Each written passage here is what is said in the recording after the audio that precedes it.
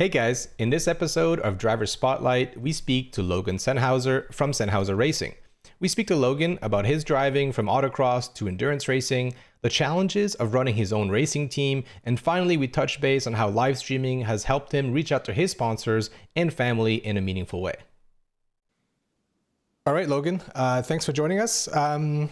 So I just wanted to get to know you a bit. I know I've been watching you, following you through kind of the My Races live streams. It looks like you're racing in ChampCar, but maybe we just start off with like who you are and what brought you to racing cars in the first place. Yeah, I could. I'll give you the abridged version because I could go Oh, on it and sounds on good. about it. But I'm Logan Senhauser. I'm 25 now, based out of Central Ohio.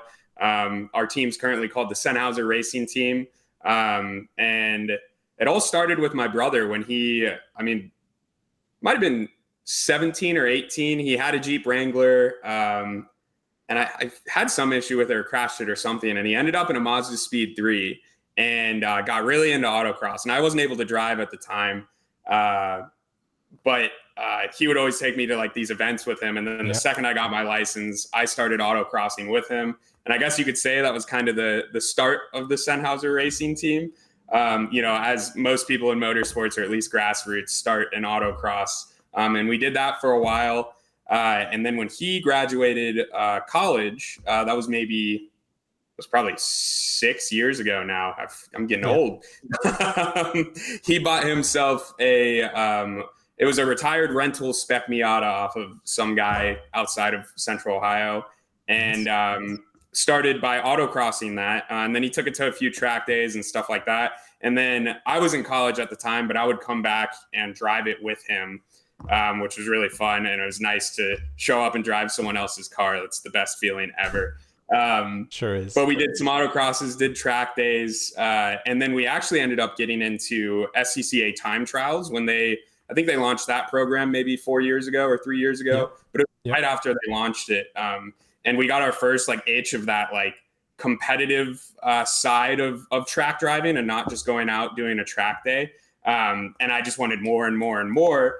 The problem is, as a broke college kid, now I'm a broke post-grad kid, going out and getting my racing license was very cost prohibitive.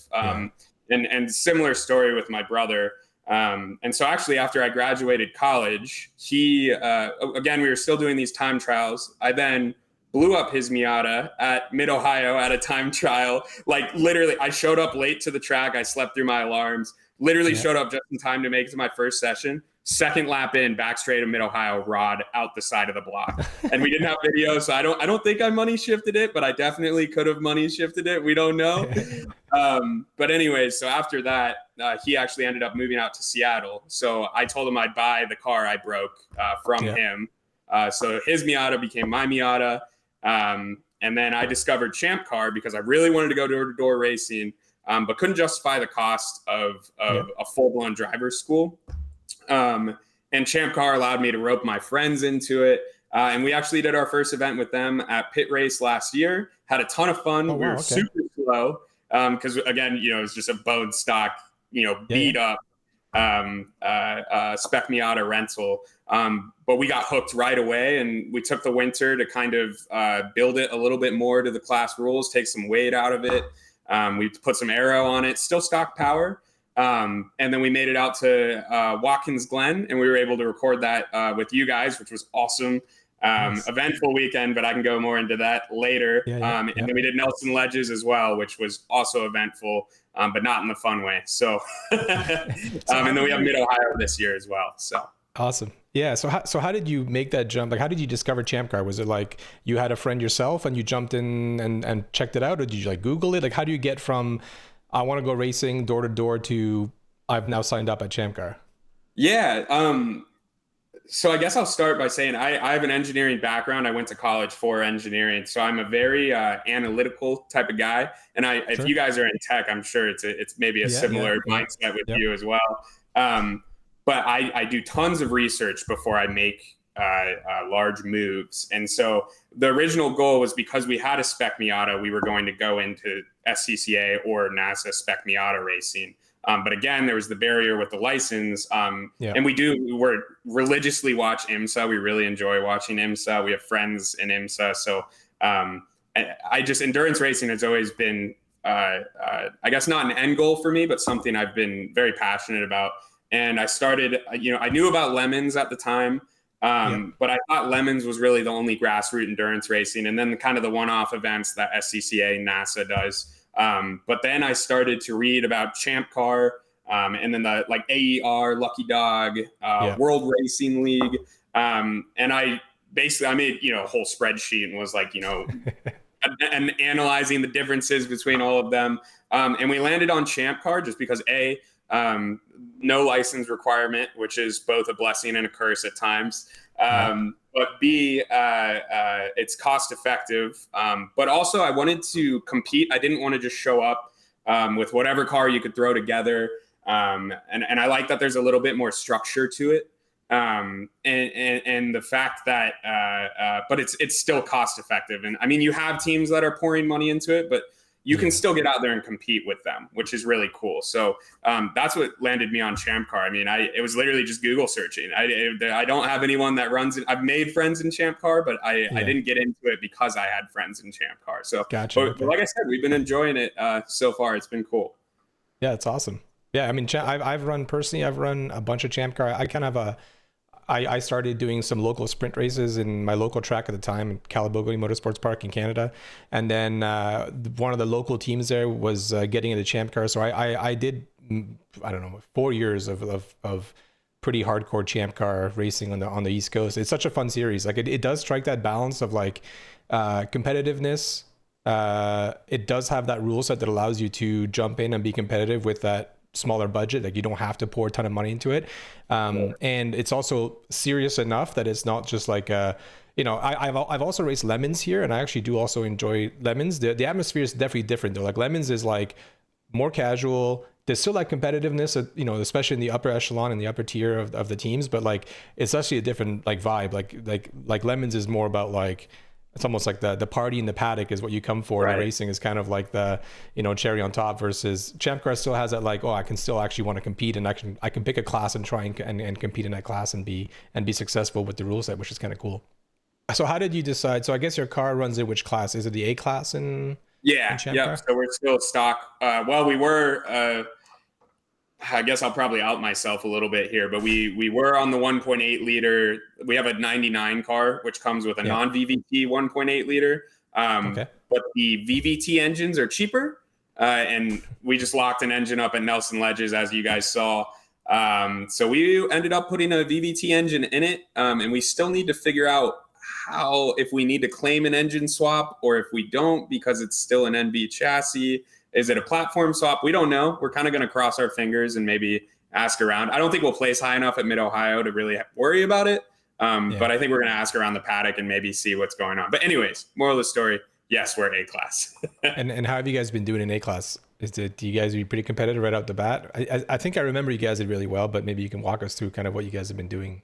So yeah, obviously, like I said, our first event was at Pit Race last year, and we were on 205 tires,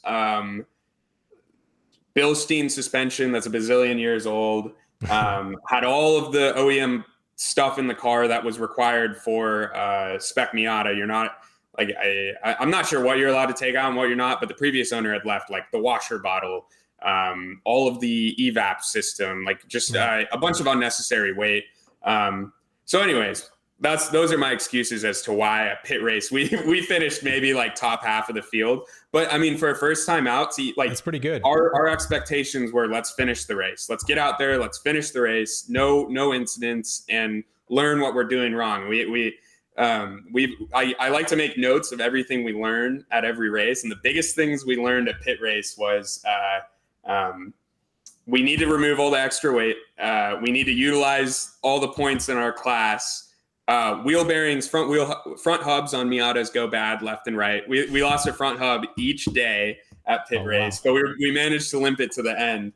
But like we learned a lot of little lessons like that. So even though, like I said, we didn't place high, we were still like ecstatic when we were putting the car back on the trailer. I mean, it was just like the fact that we finished. I had minor contact with someone, and it was just, I got in my head and was trying to sneak it up the inside on them, and they just didn't see me. But anyways, like I said, it was we learned what we needed to learn. It was a ton of fun. But over the winter, we then used all of that knowledge to kind of transform from just a spec Miata into, we crammed 225 tires under the wheel wells, which I think you can still go wider, but we haven't done that yet. But we went 225s. We did the 9 Lives Racing Aero kit, and took a bunch of weight out of the car, took the back bumper off, like did all those things that are not legal in spec Miata, but is like encouraged in ChampCar.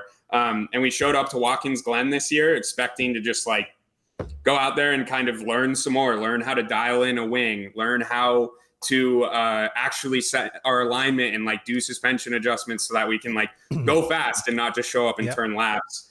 And unfortunately, during the practice day, I learned the lesson that not having a license requirement is cool, because, you know, people who have done a ton of track days and time attacks and stuff like that can get out there and get into door-to-door racing. But that also allows people to pay someone $2,000 and show up never having done a track day and go and turn laps on the same track as you. So there's an argument to be made that I shouldn't have been pushing the car during practice, but either way, we had some contact, and we ended up with pretty significant alignment issues and some pretty significant body damage. So we ended up working to get the car put back together. And we had a decent finish on Saturday, but then we used that night to dial the car back in a little bit more. And we actually ended up with our first top 5 in class by the end of the Sunday race, which we were like, oh, that's awesome. About. Yeah, you should be. That's amazing. Cars show up. So, and then Nelson Ledges was our first like smaller race. I think there were only like 40 something entrants in that one. And we were able to, I mean, we had a driver that we were trying to get into the car, but he wasn't racing with us. I just wanted to see how he did around other drivers. So we threw him in during the practice session. We actually ended up losing our alternator belt, which in turn made us lose the water pump. And he didn't, again, newer driver, just didn't notice the gauges just, you know, pinned to hot. He did 20 laps without a water pump, which was incredibly 20 laps is pretty impressive. I was going to say that's pretty impressive. And it was still running when he parked it, which we were just like, what? Like it was like boiling over the coolant expansion tank. It was crazy. But yeah, so unfortunately, we did a head gasket and we were able to get out on track on Saturday. But we only made it about 4 hours in. But with that being said, we were handedly first in class by the time the car broke, even with a hurt motor. We were about 2 seconds down from my fastest lap on Friday. And we were still like, you know, walking away in class. And we were aiming for a top 5 finish overall, which would have, again, been like, we would not expect to be there this quick into this series. I mean, it is Nelson Ledges, lower entry count, but it was gearing up to be a pretty good weekend. So definitely a little bummed that we ended up with a bad motor after that. But like I said, I made a list of what went wrong, what we needed to learn. Yeah. We've got aftermarket gauges going in the car with audible alarms just in case anything happens again. Because I want to encourage new drivers to come out and race with us. I don't want to keep it we want to win, but also like I just enjoy hanging out with my friends. I don't have time to do that anymore. So that's kind of the whole point that we get out there for. I've myself gone through the problem of we did the VIR 24 hours back in 2017, and there used to be a practice like the morning before the race started. Like I can't remember green flag. Let's imagine green flag was at like noon or something. At like 9 a.m. you had like a practice session, and I went out driving and the car stalled, and then we got towed, and then I didn't keep the rope tight with the truck, and then it ripped the bumper off. And it's like an hour before we're supposed to go green, right? It just becomes this like complete disaster last minute. So I totally understand the whole practice day fiasco that could be, which for you guys unfortunately was a fiasco. Yeah. Coming back to your drivers, so you said that it's you and your buddies. Are you opening up like a rental program where you want to have like random people coming and you're supporting them driving your car, or is this really going to be like in-house, you and your buddies, but you're trying to introduce new buddies to the group and new drivers come in through that side? Yeah. So I am an entrepreneur at heart. I'm an engineer at Honda during the day, but Okay, I cool. DJ on the side during the evenings, and I've been doing that ever since I was in college. And I do, like, I've started to dip my toes into weddings, and anyways, that's beside the point. Mhm. So the idea of having like a rent-to-seat business seems really interesting to me, and it seems like something I would be very passionate about. Um, However, you got to spend the money to make the money, right? So, I have enough friends that are interested in motorsports that I think I can fill the seats in my car no problem. And I'm not going to try and make money off my friends. Like I said, I don't find time anymore to really just hang out with my friends and Yeah. grab a, or like I did when I was in college. And these weekends give me my friends can't run away from me. They have no choice but to talk to me. So it gives us all an excuse to hang out and kind of powwow. So like even when our car blew up that weekend, once we finally accepted the fate that we couldn't get a new engine for the car, we all just kind of had a few beers, hung out, and like watched our race back, and it was really fun. Like we still had a ton of fun, even though we weren't out on the track. So I really enjoy that aspect. However, I have definitely started doing the research and trying to understand what's necessary to run a rent-to-seat business. And Yeah. if my time and money allows, I would be interested in maybe buying a second car, or maybe bringing my car to the track and not running, and just providing that service for someone else. I think I need to just gain a better understanding of what exactly goes into that. Cause I think it's easy for me to be like, oh yeah, you just bring the car to the track, someone hops in and drives it. But then I'm like, what happens if something breaks? What happens Yeah. if someone crashes? What about liability? Like I don't know about all those kind of minute details about it, but I'm definitely interested. I'm still learning myself. So I still got to figure that aspect of things out. So do you do most of the work on the car yourself, or do you have are your buddies mechanics as well, or like how does the split work when the car breaks? So that's been another lesson that we've been learning. After Nelson Ledges, I need to have a sit down with anyone who's getting in that car, and we need to have a firm understanding that if something happens while you're driving the car, you need to be ready to financially provide for that. It Yeah. hasn't been an issue in the past because all the major damage has really been my fault. But this motor going was not my fault. We'll just put it that way. And it put a little bit of a strain on our friendship because we're trying to nickel and dime who's paying for what, and it's Yeah. just it's not a good spot to be in. And we're okay. Like it's no big deal. I'm not like homeless or anything. It's we figured it out. But it's just it's a bridge I didn't have to cross until Nelson Ledges, and I need to iron that detail out a little bit more. The other thing too is we've been lucky enough to get sponsors this year. It's mostly just like my dad's a salesman, so he goes out to these dinners and stuff, and it's with these like really wealthy guys and girls. Yeah. And he was just like, yeah, my son's got a race car, like blah blah blah. Wouldn't you like to see your name on the side of it? Like, wouldn't that be pretty cool? And these guys with buku bucks are just like, yeah, I'll give you a few thousand, like whatever, just slap my name on it and send me some pictures. That's amazing. So it's awesome. And my brother gave me a really good idea. He said, instead of using that money, because I used it to kind of pay for entry fees and tires and stuff that we would normally split as a team. But I wanted to take that load off of everyone else's back. But my brother gave me a really good idea. And he was just like, what we need to do is stockpile that at the beginning of the season. And then if things happen to the car, that's where we place that money so that we don't have these like strenuous conversations. And like, I'm not trying to ruin a friendship over breaking a car. Like, that's just like, it's cool that we're making it to the track. I don't want to be frustrated with my friend because like, I'm like, buy me an engine, dude. Like, it's not a spot I want to be in. So I can't remember the original question. I was just ranting. Did I get to it there? I think so.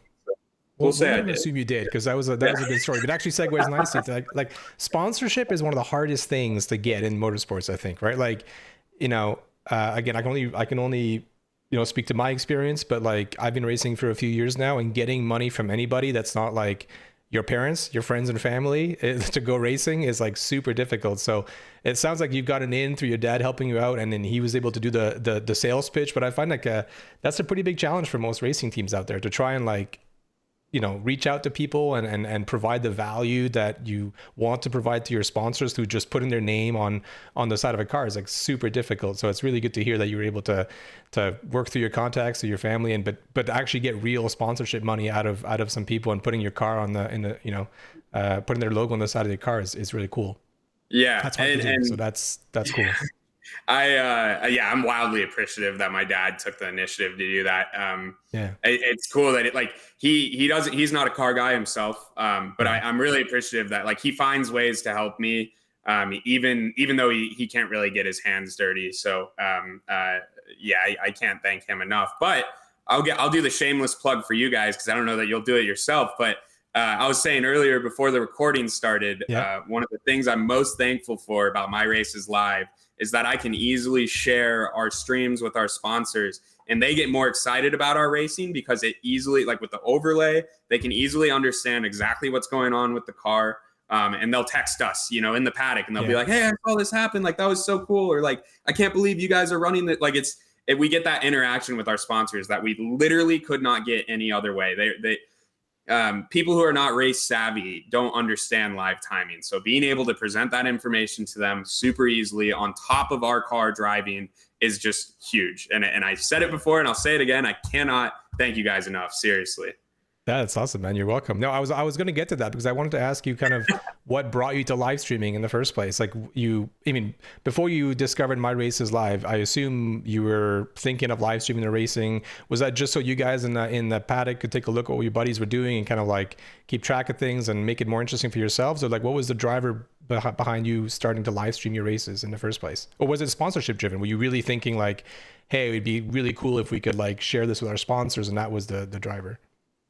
Yeah. I guess I had a camera in the car. I had a GoPro, like Hero 4 or something like that I've had since I was a kid, just, shooting random. Like I used to play paintball and I'd shoot paintball. Anyways, I slapped that in the car, and it just, I think it's dead now. I don't know. I haven't tried messing with it in a while, but it just like, it wouldn't record full sessions. Like anytime we were at the track, it would just randomly shut off, all these issues.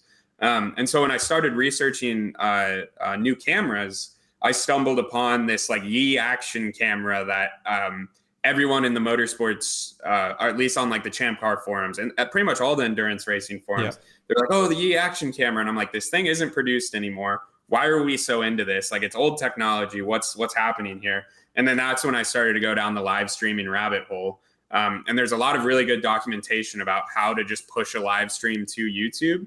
And then I stumbled actually across your guys' post on the ChampCar forum, where you guys were like originally, I think it was a few years ago, when you were originally reaching out to people, just being like, "Hey, we've got this new program or software or whatever you want to call it, that, intercepts your video and can provide this overlay for you. And it's very easy to set up." And so when I first started, like stumbled upon that link, and I think it was Early Bird Racing at the time. And I clicked on it, went to check it out. And I was like, "This is free? Are you kidding? Like, this is nuts." And it was so intuitive, so easy to use. Awesome. So yeah, it really wasn't even the fact that I was necessarily looking for it.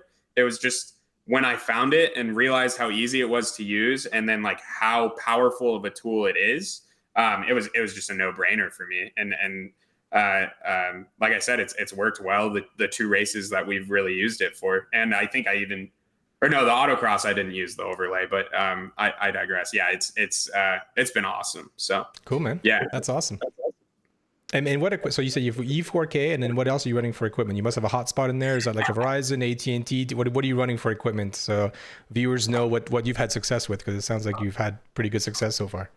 So I've read on the forums, like the cardinal sin is to use a phone as a hotspot because they overheat and they're not.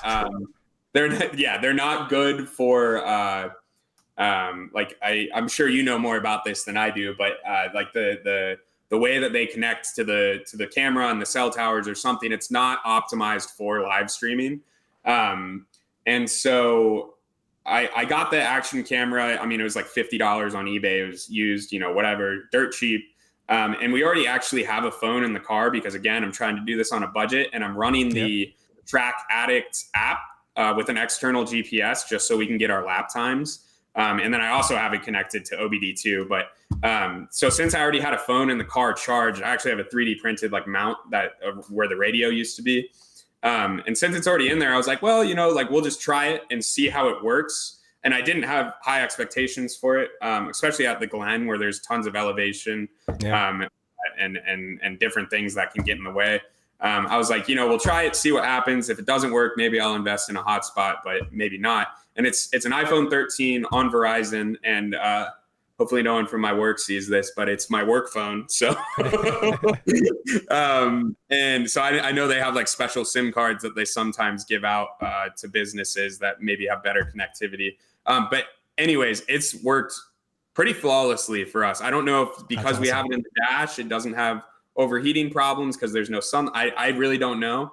But it worked totally fine at the Glen. We had no dropout other than at like the start of each race. I don't know what caused it, but the start of each race. And then at Nelson Ledges, it was through and through. Or actually, it did have dropouts, but that's just because cell reception at Nelson Ledges is, you can't even Google things at Nelson Ledges. So I was surprised it even worked there. But yeah, we haven't had to use a hotspot yet. I mean, maybe in the future, but for right now, the phone's working okay. Surprisingly, I would say stick with what's working because that's the biggest thing with live streaming is I find it's a combination of equipment, and finding something that's reliable is so difficult. Like the E4K, as you said, has been like kind of the go-to camera. And it still is if you can find them. The problem is they stopped selling them. So it's all eBay, right, and people are snatching them up. And then for hotspots, it's kind of like you got to try and find something that works for you. And people do recommend hotspots over cameras. And from my experience, that's been true as well. Like every time I've used a phone, it's overheated and stuff. But like if it's working for you, I wouldn't even try anything else because unlikely you'll find better than what you have so far. And it seems to be working pretty well, which is cool. We'll finish off here. What's your next race? Where are you guys heading to next? Yeah, I'm really excited for our next one. So we're actually, like I said, I'm based out of Columbus, and we're aiming for Mid-Ohio, which is September 7th and 8th, I believe. Mm-hmm. And yeah, it's our home track. We have a ton of experience there. And the coolest part, so my brother moved out to Seattle, like I said, when he sold me the car, and I've convinced him to fly in to run Mid-Ohio with me. So it's going to be me, my brother, and my childhood friend, Drew. Drew's been at all the races with me, but it's going to be all three of us. And then because it's so close to home, like all of our friends and family and whatever are trying to come out. So we're going to have a ton of people there. And like, I'm trying to go through the car as much as I can because I'm like, no more issues. Like we need to just have a good, clean weekend. Everyone's going to be there. And I have as many spares as I've got a spare trans, a spare diff. We're trying to build a Frankenstein engine to have as just an emergency spare. Like all the suspension, like I'm just like, we're going racing. Like we're going racing. It's going to be fun. Nothing's going to happen. But yeah, we're really excited about Mid-Ohio.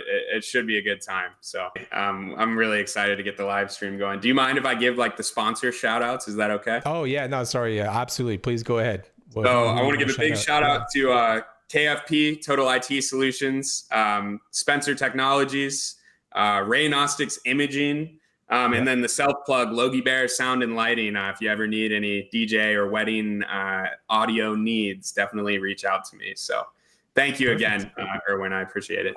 Yeah, no problem. Thanks for coming, Logan.